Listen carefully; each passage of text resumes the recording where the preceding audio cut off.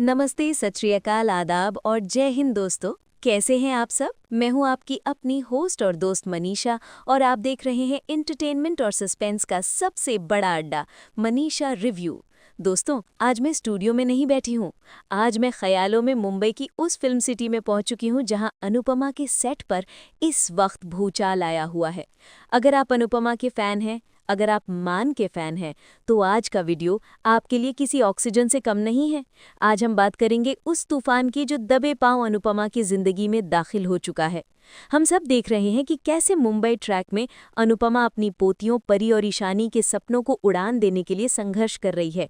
वो चौल, वो तंग गलियां, वो गरीबी, सब कुछ अनुपमा के लिए नया है। लेकिन अनुपमा तो अनुपमा है, वो पत्थरों में भी रास्ता बना लेती है। मगर इस बार रास्ता रोकने के लिए खड़ा है गौतम, वो बिल्डर, वो विलन जिसने मासूमियत का नकाब ओढ़ रखा है, लेकिन अंदर से वो सिर्फ जहर है। लेकिन दोस्तों, आज मेरा फोकस अनुपमा या गौतम पर नहीं है। आज मेरी जासूसी नज़र टिकी है उस नए किरदार पर जिसने आते ही कहानी का रुख बदल दिया है, रजनी। आखिर कौन है ये रजनी? एपिसोड आईडी 1700881170 में हमने देखा कि कैसे गौतम रजनी को पैसों का लालच देकर खरीदना चाहता है। एक आम औरत जो चौल में रहती है, जिसके पास शायद 2 वक्त की रोटी का जुगाड़ भी मुश्किल से होता होगा, उसके सामने जब नोटों की गड्डियां रखी गईं तो क्या हुआ? कायदे से उसे लपक लेना चाहिए था, लेकिन नहीं। आपने उसकी आंखें देखी हैं? दोस्तों, मैंने वीडियो को 10 बार जूम करके देखा है। रजनी की आंखों में लालच नहीं था, वहां एक ठहराव था, एक ऐसा कॉन्फिडेंस था जो किसी साधारण चौल वाली का नहीं हो सकता। और यहीं से शुरू होती है मेरी यानी मनीषा की एक्सक्लूसिव थ्योरी। दिल थाम कर बैठिए, क्योंकि जो अब मैं बताने जा रही हूं वो शायद टीवी के इतिहास का सबसे बड़ा ट्विस्ट होने वाला है। दोस्तों, जरा फ्लैशबैक में चलिए। याद कीजिए अनुज कपाड़िया का वो दौर, जब वो बिजनेस टाइकून था। कपाड़िया इंडस्ट्रीज का नेटवर्क सिर्फ अहमदाबाद या अमेरिका तक सीमित नहीं था, मुंबई तो अनुज का गढ़ था। क्या आपको लगता है कि अनुज जैसा समझदार आदमी जो अनुपमा से पागलों की तरह प्यार करता है, वो उसे मुंबई जैसी अनजान नगरी में अकेला छोड़ देगा? मेरी इनसाइड रिपोर्ट और मेरी गट फीलिंग कहती है कि रजनी कोई और नहीं बल्कि कपाड़िया एम्पायर की एक बहुत ही वफादार, बहुत ही पुरानी एम्प्लॉई है। हो सकता है वो अनुज की पुरानी सेक्रेटरी हो या लीगल एडवाइजर की टीम का हिस्सा हो, जिसे अनुज ने अंडरकवर करके वहां भेजा है। सोचिए जरा, ये जो पूर्वी छाया कॉलोनी है जिसे गौतम हड़पना चाहता है, क्या पता इस कॉलोनी का असली मालिक कोई ट्रस्ट हो और उस ट्रस्ट के पेपर्स पर नाम हो अनुज कपाड़िया का। और रजनी उस ट्रस्ट की केयरटेकर है, जिसे सख्त हिदायत दी गई है कि चाहे जान चली जाए, लेकिन ये जमीन किसी गलत हाथ में नहीं जानी चाहिए, क्योंकि ये जमीन मेरी अनुपमा के भविष्य की नींव है। दोस्तों, जब गौतम रजनी को चेक दे रहा था तो रजनी के चेहरे पर जो मुस्कान थी वो डर की नहीं थी। वो मुस्कान कह रही थी, बच्चे, तुम जिसे नोट दिखा रहे हो वो उस मालिक के लिए काम करती है जो तुम्हारे जैसे 10 बिल्डरों को खरीद कर जेब में रख ले। अब मैं आपको एक ऐसा सबूत देने वाली हूँ जो आने वाले एपिसोड्स में आपको देखने को मिलेगा, और तब आप कहेंगे, अरे मनीषा ने तो ये पहले ही बता दिया था। सेट से खबर आ रही है कि जल्द ही हम एक ऐसा सीन देखेंगे जहां अनुपमा थक कर चूर हो जाएगी। वो अपनी डांस क्लास या ऑडिशन की रिहर्सल करके लौटेगी, सिर में दर्द होगा, बदन टूट रहा होगा, और तब रजनी उसके पास आएगी। हाथ में एक मग होगा, ब्लैक कॉफी, बिना चीनी की, थोड़ी सी दालचीनी की महक के साथ। अनुपमा जब उस कॉफी का एक घूंट लेगी, दोस्तों, वो सीन रोंगटे खड़े कर देगा। अनुपमा की आंखें बंद हो जाएंगी। उसे एक ही इंसान की याद आएगी, उसका अनुज, क्योंकि ठीक वैसे ही कॉफी अनुज बनाता था। अनुपमा हैरान होकर पूछेगी, रजनी बेन, आपको कैसे पता मुझे ऐसी कॉफी पसंद है? और रजनी क्या कहेगी? वो शायद बात टाल दे, कहेगी, अरे हम गरीबों के पास दूध चीनी कहाँ होती है, इसलिए काली कॉफी पी लेते हैं। लेकिन हम और आप जानते हैं, ये गरीबी नहीं, ये अनुज की वो ट्रेनिंग है, वो इंस्ट्रक्शंस हैं जो उसने रजनी को दिए हैं कि मेरी अनु का ख्याल रखना, उसकी हर छोटी सी छोटी पसंद का ध्यान रखना। बात सिर्फ अनुपमा की नहीं है। अनुपमा मुंबई आई है अपनी पोतियों परी और ईशानी के लिए। ईशानी जो मुंबई की चकाचौंध में खोना चाहती है, जिसे मॉडलिंग का भूत सवार है। और हमें पता है कि गौतम जैसे गिद्ध इसी ताक में बैठे हैं। मुझे पता चला है कि एक बहुत बड़ा ट्रैक आने वाला है। ईशानी को एक फर्जी मॉडलिंग असाइनमेंट मिलेगा। उसे लगेगा कि उसकी किस्मत चमक गई। वो चुपचाप बिना अनुपमा को बताए एक सुनसान स्टूडियो में पहुंच जाएगी। लेकिन वहां कोई फोटोग्राफर नहीं, बल्कि गौतम के भेजे हुए गुंडे होंगे। ईशानी फंस जाएगी। उस वक्त जब अनुपमा वहां नहीं पहुंच पाएगी, तब कौन आएगा? वहां आएगी एक्शन अवतार में रजनी। जी हाँ, रजनी सिर्फ एक केयरटेकर नहीं, वो ट्रेंड है, मार्शल आर्ट्स जानती हो शायद। वो वहां दरवाज़ा तोड़कर घुसेगी, ईशानी को उन गुंडों से बचाएगी। और जब वो ईशानी को वहां से निकालेगी तो कहेगी, बेटा, जो चमकता है वो सोना नहीं होता। बाद में जब अनुपमा को ये पता चलेगा तो वो रजनी के पैरों में गिरने लगेगी, लेकिन रजनी उसे थाम लेगी।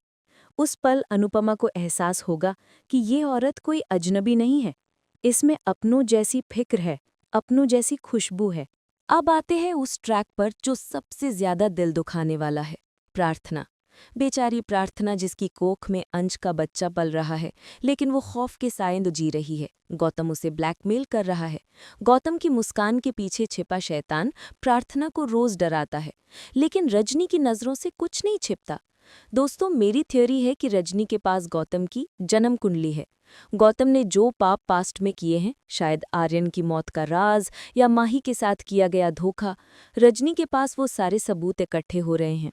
एक रात होगी जब प्रार्थना छत पर अकेले रो रही होगी। रजनी वहां आएगी। वो कोई उपदेश नहीं देगी, बस चुपचाप प्रार्थना के सिर पर हाथ रखेगी। वो स्पर्श प्रार्थना को माँ जैसा सुकून देगा।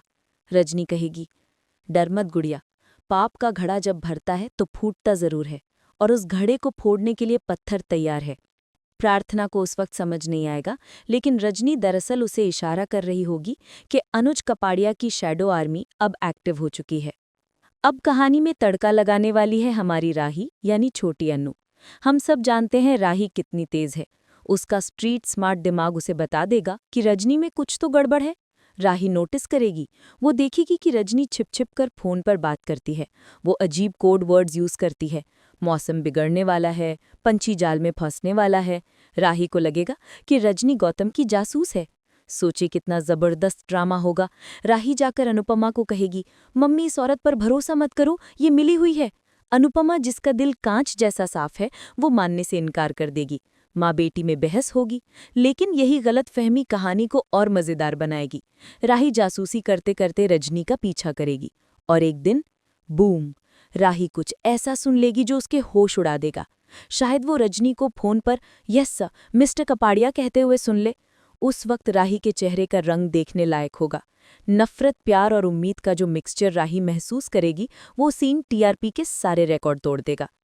लेकिन विलेन चुप थोड़े ही बैठेगा। जब गौतम को पता चलेगा कि रजनी, जो उसके हिसाब से एक मामूली औरत है, उसके करोड़ों के ऑफर को ठुकरा रही है, तो उसका ईगो हर्ट होगा। वो बौखला जाएगा। मेरे सोर्सेज बताते हैं कि आने वाले हफ्तों में एक महा एपिसोड आने वाला है। गौतम चौल में आग लगवा देगा। जी हाँ, आग।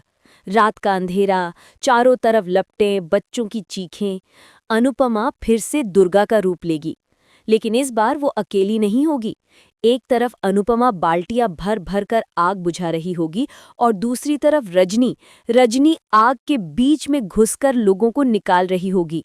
और इसी अफरा तफरी में गौतम का सामना अंश से होगा। अंश, जो अब तक चुप था, जब देखेगा कि उसकी बड़ी मम्मी यानी अनुपमा खतरे में है और उसकी पत्नी प्रार्थना धुएं में फंस गई है, तो उसका शेर जाग जाएगा। अंश और गौतम के बीच एक जोरदार फाइट सीक्वेंस होगा, लेकिन असली पंच मारेगी रजनी। रजनी गौतम का हाथ पकड़कर उसे ऐसा मरोड़ेगी कि गौतम को दिन में तारे दिख जाएंगे। वो कहेगी, औरतों को कमजोर समझने की गलती तुम्हारी आखिरी गलती होगी गौतम। अब आप पूछेंगे, मनीषा, ये सब तो ठीक है, लेकिन हमारा अनुज कहाँ है? वो कब आएगा? तो दोस्तों, जवाब ये है कि अनुज आ चुका है अपनी परछाई के रूप में। रजनी सिर्फ एक किरदार नहीं, वो अनुज और अनुपमा के बीच का ब्रिज है। जैसे जैसे रजनी गौतम के राज खोलेगी, वैसे वैसे अनुपमा को अनुज की मौजूदगी का एहसास होगा। शायद किसी फाइल में अनुज के साइन मिल जाएं, शायद रजनी के बैग से अनुज और आद्या की कोई पुरानी तस्वीर गिर जाए। मेरा मानना है कि इस पूरे ट्रैक का क्लाइमैक्स तब होगा जब अनुपमा एक बहुत बड़ी मुसीबत में होगी और रजनी अपना फोन अनुपमा को देगी और कहेगी, बात करो, कोई तुम्हारी आवाज सुनने के लिए तड़प रहा है। अनुपमा कांपते हाथों से फोन कान पर लगाएगी। उधर से कोई शब्द नहीं आएगा, बस एक भारी सांस सुनाई देगी और अनुपमा धीरे से बोलेगी, अनुज। उफ, सोचकर ही मेरे रोंगटे खड़े हो रहे हैं दोस्तों। वो पल कितना जादुई होगा। मेकर्स हमें तड़पा रहे हैं, लेकिन यकीन मानिए, जब वो रीयूनियन होगा तो टीवी स्क्रीन आंसुओं से गीली हो जाएगी। अनुपमा, जिसका दिल कांच जैसा साफ है, वो शायद पहले यकीन न करे। माँ बेटी में बहस होगी, लेकिन दर्शकों के लिए ये सीन बहुत मजेदार होगा, क्योंकि हम जानते हैं कि बॉस गौतम नहीं बल्कि अनुज है। ये गलतफहमी ट्रैक को और लंबा खींचने के लिए बहुत जरूरी है। और जब राही को सच्चाई पता चलेगी, जब उसे पता चलेगा कि वो बॉस उसका अपना पॉप्स अनुज है, तो उस रियूनियन में जो आंसू बहेंगी, उसके लिए टिश्यू पेपर का डब्बा अभी से खरीद लीजिएगा दोस्तों। अब मैं आपको एक ऐसा विजुअल प्रेडिक्शन देने वाली हूं जो अगर सच हुआ तो आप कमेंट में आकर मुझे थैंक यू जरूर बोलोगे। सेट से जो खबरें छनकर आ रही हैं उसके मुताबिक जल्द ही हम एक सीन देखेंगे। अनुपमा दिन भर की भागदौड़, डांस क्लास और पोतियों की टेंशन से थक कर चूर होकर घर लौटेगी। सिर में दर्द होगा। तभी रजनी उसके पास आएगी। हाथ में एक मग होगा, ब्लैक कॉफी बिना चीनी की, और उसमें एक चुटकी दालचीनी की महक।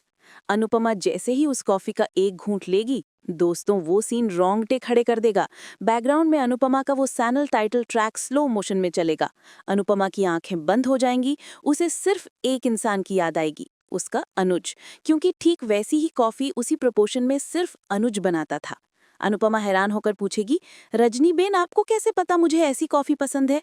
ये तो। और रजनी बात को घुमा देगी, कहेगी, अरे हम गरीबों के पास दूध चीनी कहाँ होती है, इसलिए आदत पड़ गई है। लेकिन ये गरीबी नहीं, ये अनुज की लव लैंग्वेज है। ये वो इंस्ट्रक्शंस हैं जो अनुज ने रजनी को दिए हैं कि मेरी अनु का ख्याल रखना, जब वो थक जाए तो उसे वही कॉफी देना जो मैं देता था। हाय, ये मान का प्यार मीलों दूर होकर भी पास है। लेकिन विलन चुप थोड़ी बैठेगा। जब गौतम को पता चलेगा कि रजनी, जो उसके हिसाब से एक मामूली औरत है, और अनुपमा मिलकर उसके प्लान पर पानी फेर रहे हैं, तो वो अपने सबसे नीच स्तर पर उतरेगा। मुझे डर है, और मेरे सोर्सेज भी इशारा कर रहे हैं कि आने वाले हफ्तों में एक महा एपिसोड आएगा। आग। गौतम चौल में आग लगवा देगा। रात का अंधेरा, चारों तरफ लपटे, बच्चों की चीखें। अनुपमा फिर से दुर्गा का रूप लेगी। वो बाल्टियां लेकर दौड़ेगी, लेकिन इस बार वो अकेली नहीं होगी। रजनी, वो अपनी जान की परवाह किए बिना आग में कूद जाएगी।